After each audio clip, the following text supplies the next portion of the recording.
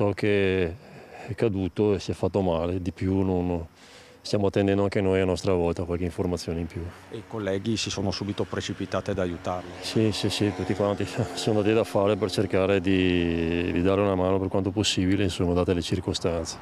Dopodiché attendiamo un riscontro dall'ospedale. Si guarda con ansia il Cafoncello alla Kistrac di Ponzano in via Postumia e infatti nella terapia intensiva dell'ospedale di Treviso che si trova l'operaio 63enne del posto rimasto vittima di un grave incidente sul lavoro, riservata la prognosi, di certo ha riportato un fortissimo trauma cranico.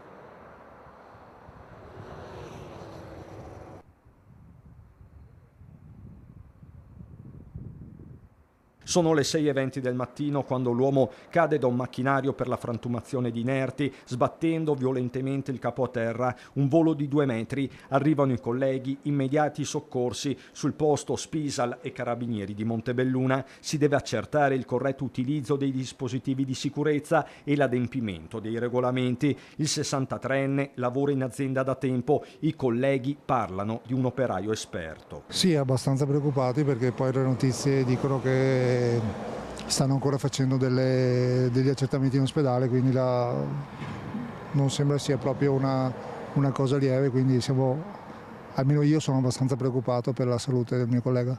Dispiace molto per la persona e per lo stesso ambiente di lavoro, perché l'azienda in cui è successo è conosciuta nel territorio, è un'azienda seria. La mattinata si rivela convulsa. 3 ore dopo un altro incidente sul lavoro, simile la dinamica, stavolta alla Bresolin di Vedelago. L'intervento del SUEM 118 alle 9:30 circa nei capannoni di via Vicenza, a ridosso del distributore sulla Castellana. A cadere da 3 metri di altezza è un elettricista di una ditta esterna. Si tratta di un 52enne di Riese Pio X, stava utilizzando la scala. Quando i soccorritori arrivano lo trovano cosciente ma grave, viene così portato con l'elisoccorso all'ospedale di Mestre. Le sue condizioni sembrano migliorare nel corso delle ore. Su entrambi i fronti le indagini congiunte di Spisal e Carabinieri sono andate avanti per tutta la giornata.